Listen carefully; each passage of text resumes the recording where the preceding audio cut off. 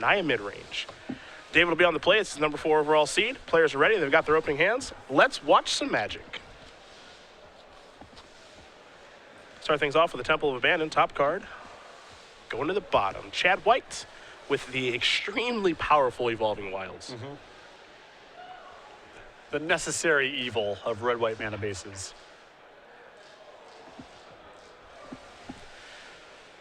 An Elvish Mystic and a passing of the turn. You see Chad, of course, going to search for planes with his Evolving Wilds. We'll see what he's got for second turn. Much bigger fan of Evolving Wilds in this deck than of Windscarred Crag. Because it's not like this deck needs more plateaus. Yeah. It needs a dual land that can go get a basic mountain. So I like this call. And both of them are going to enter the battlefield tapped anyway. Exactly. It's the same thing. So it's like, do you need a land that can make both red and white mana, or do you just need to have a fixer that can go get a basic mountain? I think this deck needs the latter. Seeker of the Way. Head back David's way. It's an early Pelucranos. It is. That's the brick wall. Gonna need a Chain of the Rocks right now, Will Chad. And even if he does have one, you see the next card in David's hand here, Whisperwood Elemental. He's going to be really testing Chad's ability to remove big creatures. Not the easiest thing for this deck to do. There's a Seeker of the Way, and just passing the turn. Pelucranos doing a nice job playing Roadblock. David will draw. Windswept Heath. We'll sacrifice that.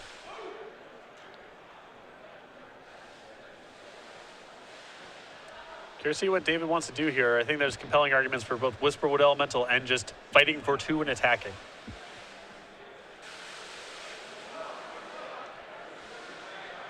I happen to be a fighting man myself.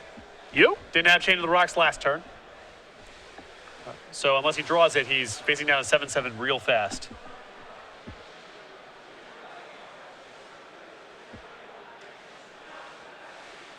It looks like he's going to fight. I like it. And the race is on. Looks like he's just going to... Okay, I thought he might hold back. But yeah, there's... No. Yeah, there's the attack for 7. I dislike fighting and not attacking. Play one way.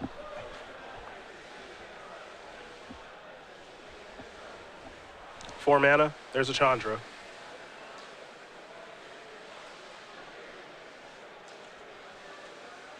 It's going to tick up, take care of the Elvish Mystic. And there's an attack for 3 with lifelink, of course. Not a shabby turn. Unfortunately, the Chandra is not long for this world. And David also has the option of just ignoring it altogether, try to close out the game in 2 turns. We'll go back David's way. Draws a copy of Wooded Foothills. Chandra's going to die. Sacrifice that Foothills. Go down to 14.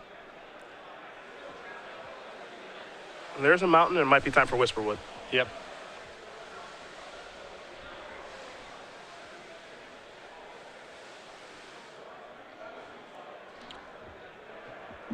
I'm going to wait here. Chad wanted to shortcut a little bit, but...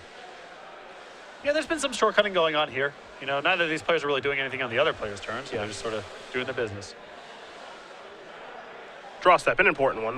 Though Chad already has Stoke the Flames. Imagine he's hoping for a card like Chain of the Rocks here. There is a land.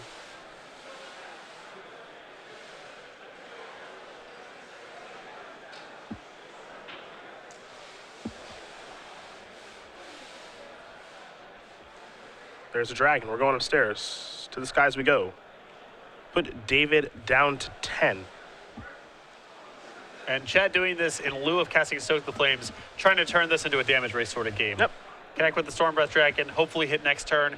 Pair that with another burn spell alongside your Stoke the Flames. Maybe you can steal this game. It does have 2 Stokes in hand, so it's worth a shot. Here are the attackers.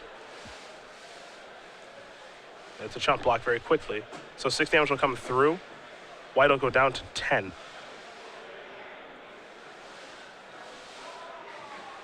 No, there's a copy of Arbor Colossus, though I'm not sure if he has triple green. There's 2 temples here. Oh, that's the problem. Fixed it. Yep. Has to pay 1 now. There's Arbor Colossus, and that is a problem. The draw here is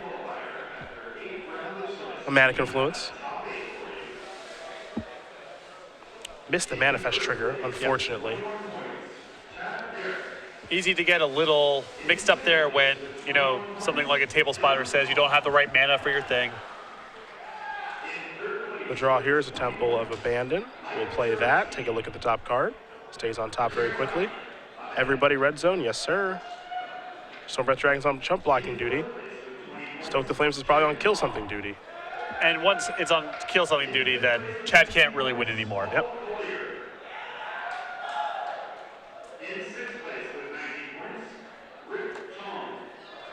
Not often you see Storm Breath Dragon on chump blocking detail. Especially in this deck.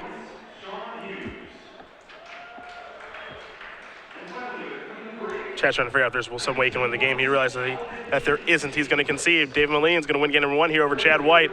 Nia mid-range up a game here over red-white aggro. So funny to see. You know, we come into a game that takes about an hour to get through, and then the other 3 games we've seen so far, I mean, they've been 5-minute affairs. We'll take a look at the sideboard here. We're going to start with red-white aggro on Chad's side. 3 Ash Cloud Phoenix, 2 Erase, 2 Wild Slash, a Chandra, 2 Arc Lightnings, 3 Hostilities, 2 Glare of Heresy. I'm not sure how much I like really anything that's going on in the sideboard for this matchup. The little creature removal, I suppose, is fine. I think the Wild Slash can come in, but Ash Cloud Phoenix, you know you're playing against a deck with Arbor Colossus, Glare of Heresy. There's a couple white cards, but not really that many. I don't think Chad can convert into a control deck. Arc Lightning is not that efficient.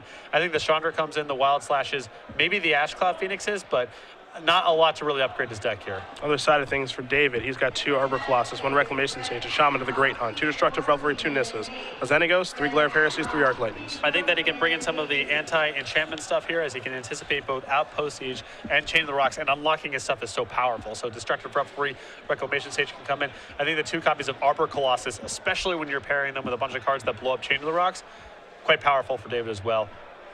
Fair enough. Game number 2 going to be underway here in just a moment. While we have a moment, these players will shuffle up. Grand Prix Miami time. On March 6th through 8th, StarCityGames.com presents Grand Prix Miami. This standard event featuring Fate Reforged will be held in the heart of world-famous South Beach, and that's just one part of a great lineup of special guests and events. So much fun, you'll want to send a postcard to all your friends. Let's start with the swag. The beautiful beaches of Miami are well known, and Grand Prix Miami participants will get to commemorate their experience with an exclusive playmat featuring the Sand Surfer of Fate Reforged himself, Mardu Scout. The Mardu Scout playmat, promo foil Gristle brand, free 8-player on-demand side event voucher, 1-month StarCityGames.com premium voucher, and 10 SCG prize wall tickets where you can pick your prize and get the cool stuff you really want are all guaranteed for everyone just for playing in Grand Prix Miami. And thanks to StarCityGames.com's Show Up and Play pre-registration, you won't have to stand in a check-in line to get your rewards. Miami's known for catering to VIPs, and so are we. VIPs at Grand Prix Miami get an exclusive collectible pin featuring Mardu Scout, an SCG water bottle, a VIP badge and lanyard, 40 additional SCG prize wall tickets, plus a copy of the out-of-print 2013 Grand Prix Miami playmat illustrated by fan favorite Liz Nugent. VIPs also enjoy the perks they've come to expect, including access to the VIP area, water stations, private pairings boards, and, by popular demand, preferred tournament seating. Not a VIP but still want to get your hands on one of those sweet Mardu Scout pins? You'll have 2 shots to do so. On Friday, play in one of the 3 $20 sealed spectaculars, where for just $20 you get a Mardu Scout pin, 6 boosters to build your deck, and a chance to win tons of additional prizes. On Sunday, the Super Sunday Series offers every participant a Mardu Scout pin, a chance to win loads of additional prizes, and for the champion, an all-expense-paid trip to Wizards of the Coast headquarters to play in the $20,000 Super Sunday Series Championship. On Friday evening, Brian Ronduin and Chris Van Meter will take the popular Versus video series live, battling with some of the most popular standard decks. Come cheer on your favorite in person or tune into SCG Live to watch the action as it unfolds. No Grand Prix is complete without artists, and Grand Prix Miami is thrilled to welcome RK Post, Jeff Miracola, John Stanko, Jason A. Engel, plus special guest and illustrator of Mardu Scout, Zoltan Boros. We're also excited to announce our Grand Prix Miami guest of honor. Joining us all the way from France, Alexi Bricklot. Alexi is the illustrator of 8 Planeswalkers, including the original Lorwyn 5, along with dozens of other incredible works, and we are thrilled to have him join us in Miami for a rare stateside appearance. Can't make it to Grand Prix Miami? Join Cedric Phillips, Patrick Sullivan, and the rest of the SCG Live crew for live coverage of the entire event from start to finish, beginning on Saturday morning. On March 6th through 8th, StarCityGames.com presents Grand Prix Miami, a standard event you won't want to miss. Visit StarCityGames.com/GP Miami for more info, and we'll see you there.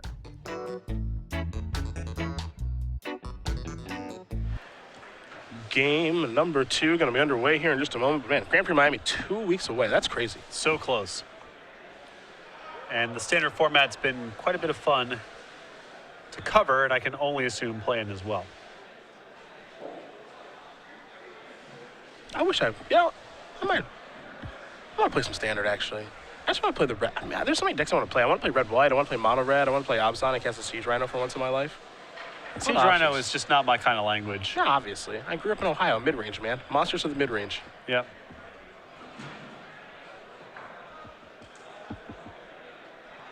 That's how I was born and bred. That means I've played a lot of bad decks, for the record. That's all that means. Magic's history towards mid-range strategies over the years has not been good. Not great when I started playing, Right. even though I always tried. Ellis Minister to start things off here for David. Chad will draw. He's on the play, of course. Second land is a mountain. There's a Seeker of the Whale. Take 1 to Cassidy's down to 19.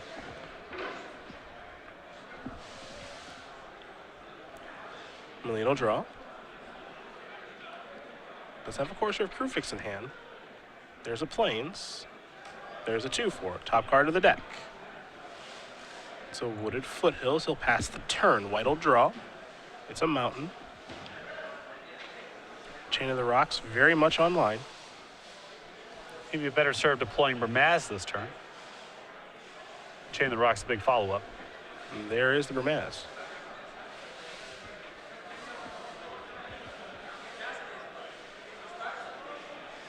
Pass it back. Moline will draw.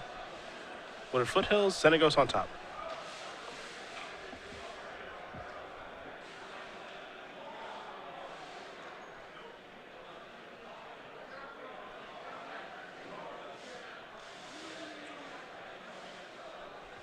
Trigger the Courser, of course. David will gain a life up to 21. Land heavy hand here. Has a Master of the Unseen. And I'll pass the turn back. We'll go White's way. A little bit slow, but not a bad card against Bermaz. You can definitely lock up the tokens and eventually get in a position where you can send multiple blockers at Bermaz. There's land number 4. It's a mountain. Stoke the Flames in the hand. Chain of the Rocks as well.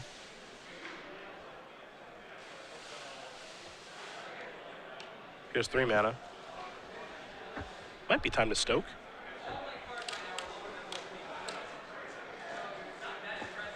Chad a little unsure of himself here.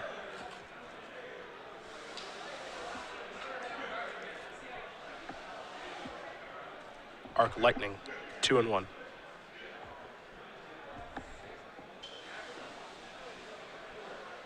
Now it looks like it might be a Chain of the Rocks here. I'm not quite sure. Looks like a Chain of the Rock turn. Trying to leave the burn spells left over here. This is going to be a hit for 8. Okay. So, big swing this turn from Chad. And for both of these players, you know, these two games, a demonstration of how much being on the play matters in this matchup. Quite a bit. David's game 1 start of Mana Accelerant into stuff Chad couldn't catch up even with a pretty good hand. And this game, Chad just burying him.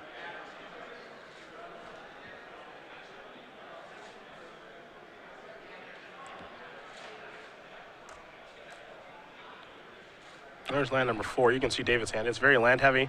He's going to go down to 10 from the fetch land. Get either a mountain or a forest. There is a mountain. It might just be Xenagos make a creature time. And I think if I was David, I probably would have cracked the Wooded Foothills and not drawn the Xenagos because it feels like it's end hostilities or bust. We know that's not going to be good enough here because Chad's hand has so much burn in it. But from David's seat, I think that's where you got to go for it.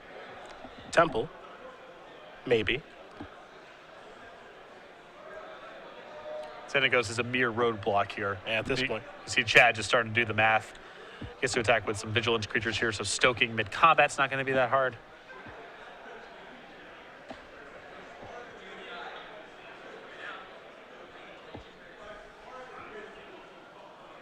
Yep, Arc Lightning 2-1.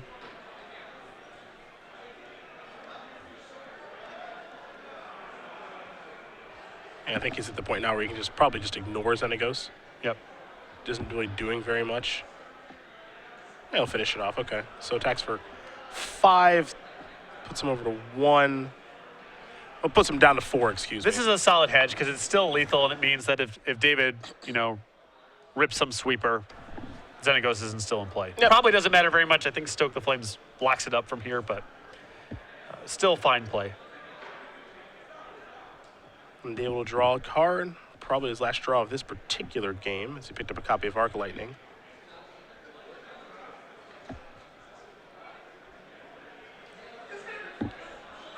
Yep, that's going to do it. Chad White's going to win game number 2 here over David Moline. Red-White aggro, 9 mid-range. Head to a third game here in our finals. So there it is. Die roll matters a lot. These matchups involve cheap threats, mana acceleration.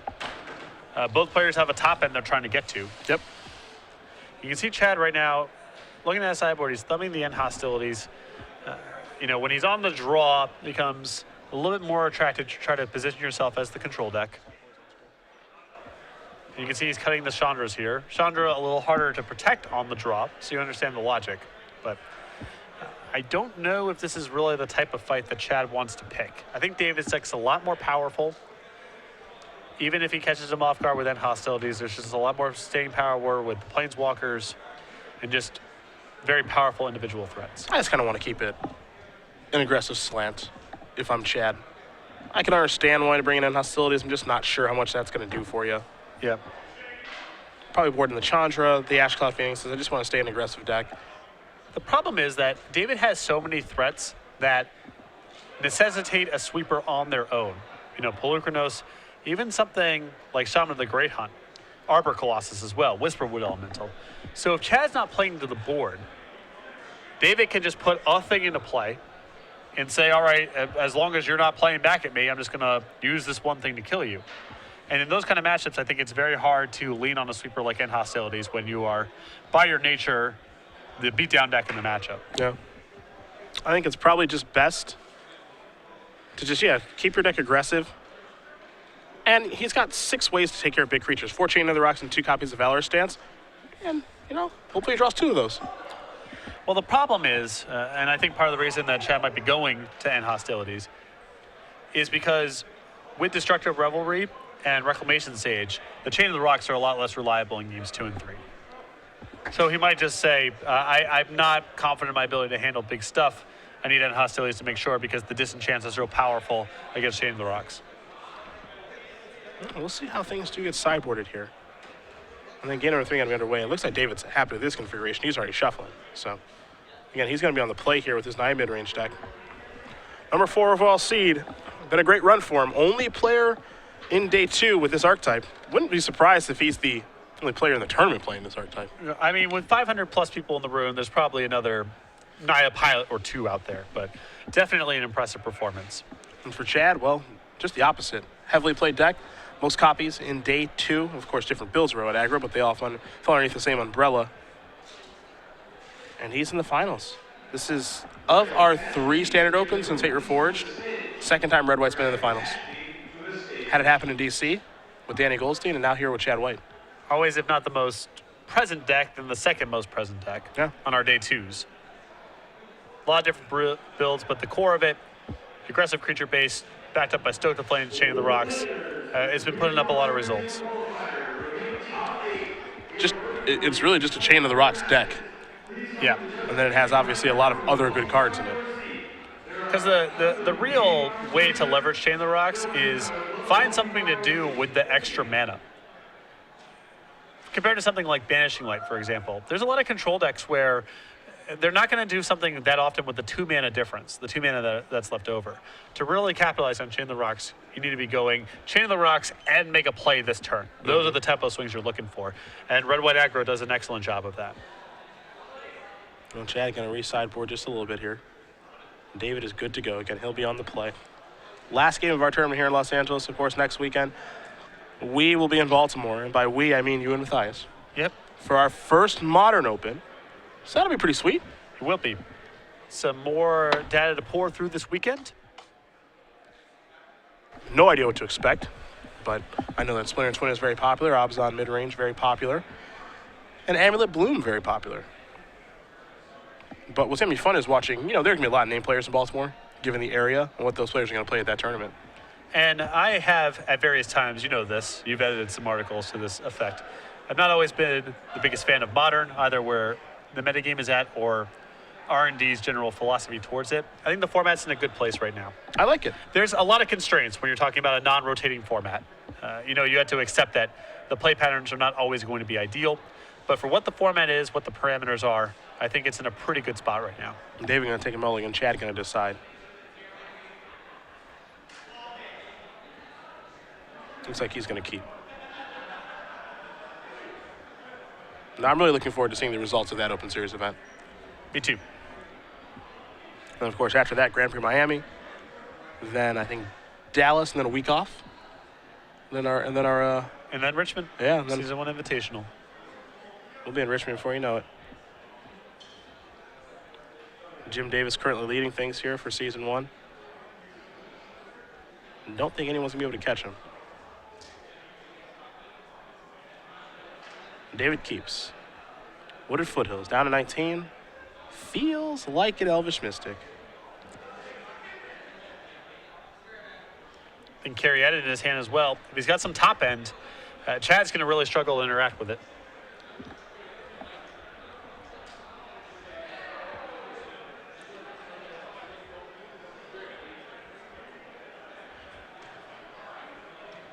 And there is that Mystic.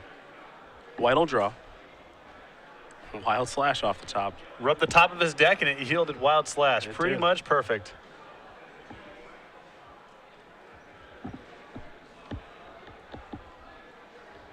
There's Sylvan Caryatid. Pass the turn back over to White. What do we have now? Seeker of the Way? Yes, we do. Pass the turn back. Moline will draw. Xenagos, not bad. Glare of Heresy as well.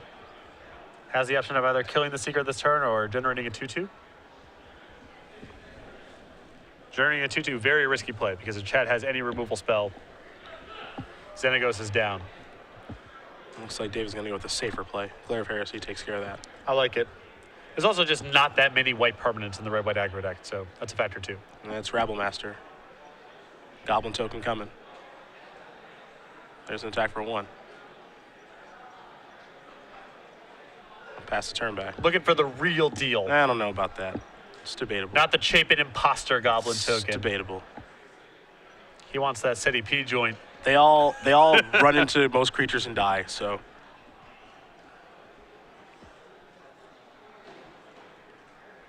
There's Xenagos. Satyr token coming.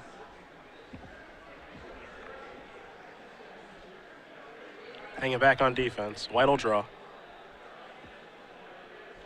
See what he picks up this turn. Stoke the Flames, not a bad one. The problem right now, David just no action really in his hand.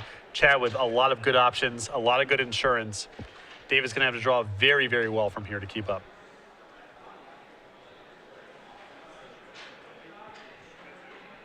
I think the only thing Chad's missing right now is just a 4th land.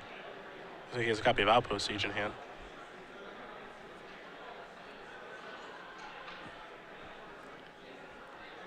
I think Chad's kind of in embarrassment of purchase territory right now and is making sure he doesn't do anything hasty. He just got to get all these cards out of his hand. There goes Xenagos with the Stoke. He'll pass the turn back. David draws a mountain. Passes it back. White will draw. Not land number 4 and hostilities number 1. Had a feeling he might bring that in. Yeah, it looked like he was making that swap on as part of a play draw sort of switch. Here's Chain of the Rocks. Take care of the Satyr token, sensing some weakness. Goblin token, everybody's coming in, I imagine. Yep. Rabblemaster's a 5-power creature, no blocks. Maybe a block on a token. Pass the turn back. Little draw. Lands. Concede. Chad White is going to win this match here over David Moline.